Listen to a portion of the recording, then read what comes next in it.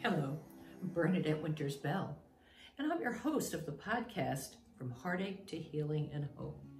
And in this really timely special series, Same Storm, Different Boats, I have a special guest for you, Tracey Grippe.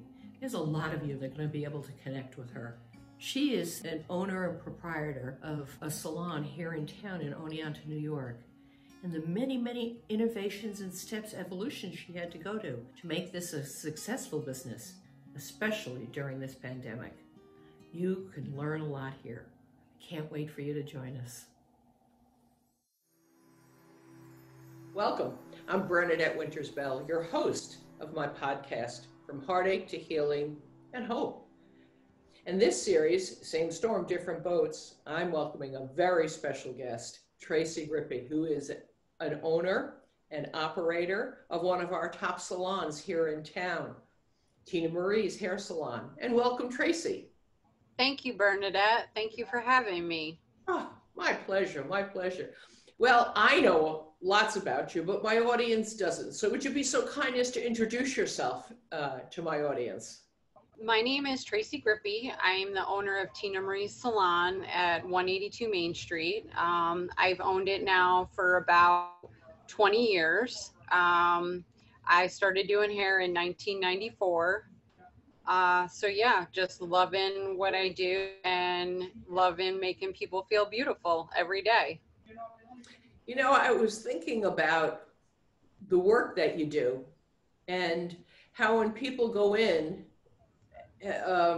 like, oh, look at this, fix this nail, this, and walk out not only looking and feeling beautiful, healed in a way, and an artist worked on them. Yep.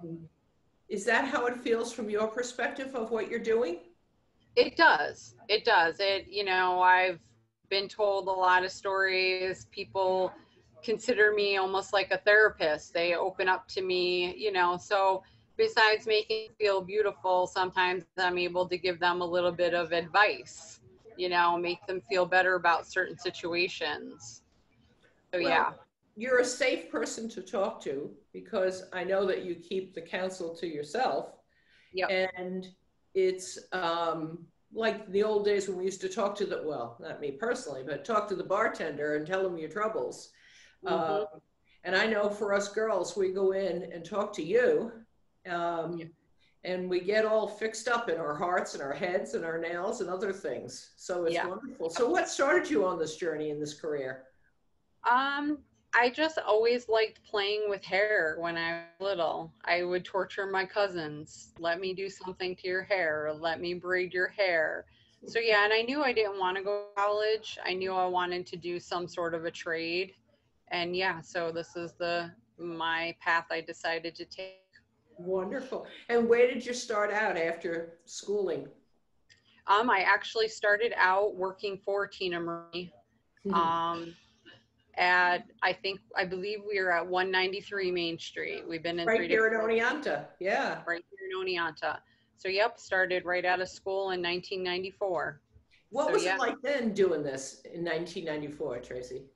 I would say it's almost the same. I mean, styles have changed, but yeah, I don't think it's really changed much besides technology and, styles come and go and come back around, just like fashion.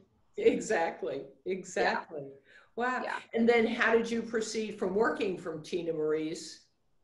What was the evolution then of your business? She and her husband decided that they were going their separate ways, and they had decided that they were going to sell it. So they had gathered a bunch of their employees and said, this is the deal. We'd like to offer it to you first before if no one's interested, then we would liquidate everything. Right. And I went home and I talked to my husband and talked to my mother and just proceeded with it. Yep. How long ago was that? That was back in 2000. Wow. And I had worked for them from 94 to 2000. Yeah. Wow. That must have been a real leap of faith to decide It was. to buy it? It was. I really had a hard time with it. Wasn't sure how it was going to go. And then actually, my husband left his job, his full-time job, to basically help me with the salon. So, yeah, he's So been, together you run it. You're, of course, the yeah, creative yep, part, and I guess yeah. he takes care of the business end of it. Yes, he does. He takes care of the stuff I don't like to do. And it's a good thing he's good at it. Yeah. That's terrific. Wonderful. And you've moved different locations? Yep, we were at 193, and then we went to 167, and now we're at 182. But I would have to say, out of all of the locations, where I am at now is the best. It's very cozy, very homey. Yeah. Oh, it's perfect. And there's a Yeah. big city parking garage, and you can go and be in covered area to get from the garage to your place. It's just perfect. That's wonderful. Yep.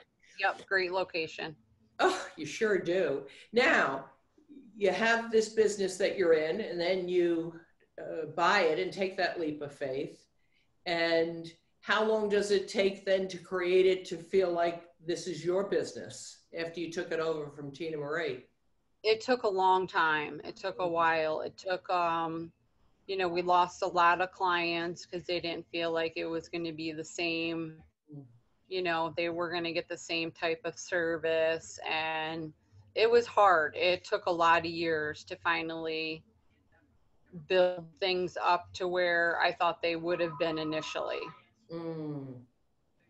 Yeah, whenever there's a change, there are people that don't do well with change and then it kind of Yep. drop out, so to speak. Right. Yeah. Wow. Yep. And so this year, of course, has been different for everyone. So tell me about how this pandemic has affected the business. You spent all these years building it up. I know it's a bustling business, and then the pandemic hits, and then what happens? You know, it was hard having to shut my doors for 10 weeks. You know, a lot of my clients really supported me and, you know, would check in on me and buy gift certificates, you know, just to keep me going. And, but now, you know, I learned a lot during it. I've become a stronger person because of it. But I would have to say now that, you know, I'm back to the new norm, and, you know, keeping everybody safe, I would honestly have to say my business has never been better. It's a pretty amazing statement considering all the changes you had to go through. Plus, you can't have as many people in the salon as you used to. Yes. So how many of your stylists are working there? Right now there's 3 of us. I did have 5, but about the first week or so into the pandemic closure, I had a girl that had been with me for 10 years called up and quit. And then in April, I had another girl that had been with me for 8 years. She had decided to leave. So unfortunately, right now, there's only 3 of us, which works out well right now because we can be separated and our clients can be separated. But, you know, financially, it's a little bit of a hardship. You know, I'd really like to get at least 1 or 2 more stylists back in here. But for right now, you know, we're keeping everybody safe and doing what we have to do. Well, I know that recently you did a beautiful update to the salon. Was that because it was a pandemic and you had time to do it? What caused you to do that? I had been wanting to update the salon for a really long time, and I kept hemming and hawing about updating it. And then, of course, the pandemic hit, and I was like, well, that's out of the question now. And then once we got back to work and things started to progress, an opportunity came up that I couldn't pass up. And I was like, you know what, I'm going to go for it. And it's been fabulous. And I'm so happy with my decision and so happy with the way the salon turned out. Oh, it's beautiful. It's absolutely and organized and just lovely. That all good things. So Tracy, if someone wanted to be in touch, with your magic hands or others that work there, or people who are stylists that are perhaps looking for a chair. Is that what they call it in the industry, a chair? Yeah. Yep. Okay. Rent a chair. Yep. uh, I know. I just want to make sure I'm saying the right thing. So how would they be in touch? What's the contact information for your great place? You can contact me at the salon. It's the phone 607-431-9919. And if we are unable to answer, just leave us a message and I'll call you back. Wonderful, wonderful.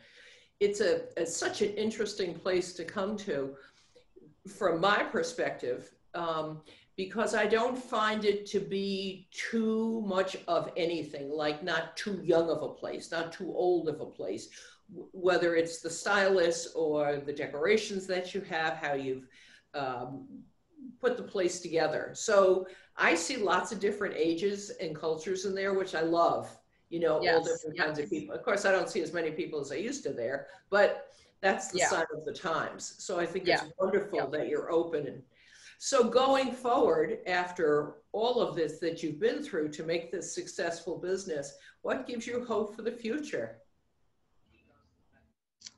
I would have to say I'm hopeful because I never thought that I would be strong enough to get through something like this. And I am, and I'm so excited for what the future will hold, because I know great things are going to come. You know, it's true that in my field, grief, life, and loss, I talk about the gifts of the dying, the gifts of the grieving, the gifts that we get from losses and trauma, which generally speaking, no one really wants to talk about. And it's not gifts they really want because they come at such a high cost. But because we don't usually have a choice, you know, like, gee, how about a pandemic? So I'll have to completely change how I do business. It's certainly not something that you're asking for. But I love that during this time and how hard it's been, and then yet how creative you've been, and to learn about how much strength that's in there. That's terrific. That's wonderful. Well, thank you for taking the time to talk to me. I know my viewers are going to just love to hear from you because they can relate to someone, a soul, well, with you and your husband, Josh, a couple of proprietors who are making it work in this time and place. And I think that will give courage and hope to a lot of people. So thank you for being with us today, Tracy. Thank you for having me, Bernadette. Absolutely.